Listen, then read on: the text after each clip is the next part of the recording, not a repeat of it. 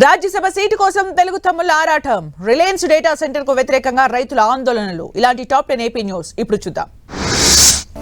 గుంటూరు జిల్లా నాయుడుపేటలోని Jindal waste to energy plant ను డిప్యూటీ సీఎం పవన్ కళ్యాణ్ సందర్శించారు. ఈ ప్లాంట్ లో చెత్త నుంచి విద్యుత్తును ఉత్పత్తి చేస్తున్నారు. ఈ క్రమంలోనే ప్లాంట్ ఏర్పాటు వ్యయం నిర్వహణపై ఆరా తీశారు పవన్. విద్యుత్ ఉత్పత్తి యూనిట్ విక్రయ ఛార్జీలను ప్లాంట్ ప్రతినిధులు ఆయనకు వివరించారు. గత 5 ఏళ్ల జగన్ పాలనలో ఆర్టీసీ విచ్ఛిన్నమైందని మంత్రి మండిపల్లి రాంప్రసాద్ రెడ్డి ఆరోపించారు. కానీ కూటమి ప్రభుత్వం వచ్చిన తర్వాత ఆర్టీసీని కాపాడమని గుర్తు చేశారు. 2029 కల్లా రాష్ట్రంలోకి 3000 CNG ఈ బస్సులు వస్తాయని మంత్రి తెలిపారు. బస్సులు మారిన స్త్రీ శక్తి పథకం ఆగదని మంత్రి స్పష్టం చేశారు. టీడీపీ కేంద్ర కార్యాలయానికి వచ్చిన సీఎం చంద్రబాబును రాజ్యసభ ఆశావహులు కలిశారు. వర్లరామయ్య, ఖమ్మంపాటి రామ్మోహన్ రావు, రెడ్డప్పగారి శ్రీనివాసరెడ్డి సీఎం ని కలిసి రాజ్యసభ అవకాశం కల్పించాలని కోరారు. ఇదిలా ఉండగా అందుబాటులో ఉన్న నేతలతో సీఎం చంద్రబాబు సమావేశమయ్యారు. తాజా రాజకీయ పరిణామాలపై చర్చించారు. పశ్చిమ గోదావరి జిల్లా భీమవరంలో పండిత్ దీన్ దయాళ్ ఉపాధ్యాయ శిక్షణ మహా అభియాన్ శిక్షణ తరగతులు ప్రారంభమయ్యాయి. 2 రోజుల పాటు ఈ శిక్షణ తరగతులు కొనసాగనున్నాయి. అయితే ఈ సమావేశాలకు హాజరయ్యేందుకు కేంద్ర మంత్రి శ్రీనివాస్ వర్మ సుమారు 5 కిలోమీటర్ల ఎలక్ట్రిక్ బైక్ పై ప్రయాణించారు.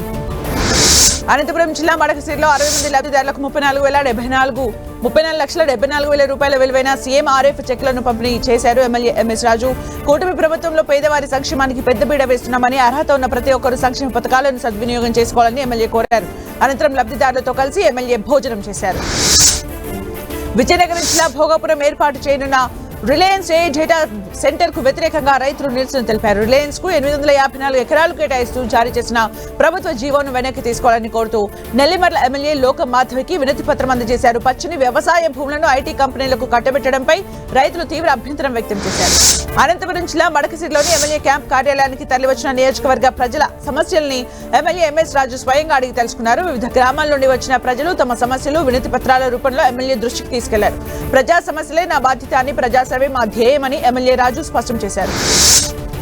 టీటీడీకి విరాళంగా ఒలెక్ట్రా ఎలక్ట్రిక్ బస్సును అందజేశారు. నీరారాఢ్య శ్రీవారి ఆలయం వద్ద టీటీడీ అడిషనల్ ఈవో వెంకయ్య చౌదరికి ఎలక్ట్రిక్ బస్సును అందజేశారు. దాత నీరారాఢ్యను అడిషనల్ ఈవో అభినందించారు. ఈ ఎలక్ట్రిక్ బస్సును భక్తుల ఉచిత సర్వీస్ కోసం వినియోగిస్తామని టీటీడీ అధికారులు తెలిపారు. బాపట్ల జిల్లా సూర్యలంకలో టూరిజం ఆఫీస్, మెడికల్ సెంటర్లను మంత్రి కొలుసు పార్థసారథి ప్రారంభించనున్నారు.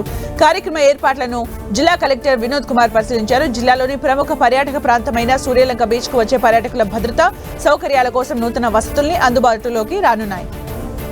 పోలవరం జిల్లా రంపచోడవరంలోని గండిపోచం ఆలయాన్ని సందర్శించారు. AP ST commission chairman Cholla Bojjireddy అమ్మవారిని దర్శించుకుని ప్రత్యేక పూజలు చేశారు. గ్రామస్తుల కోరిక మేరకు అమ్మవారి ఆలయాన్ని పునర్నిర్మించేందుకు కృషి చేస్తానని హామీ ఇచ్చారు. గోదావరి నది తీరంలో గండిపోచం ఆలయం ఉండటంతో తరచూ దెబ్బతింటోందని చైర్మన్ దృష్టికి తీసుకెళ్లారు గ్రామస్తులు.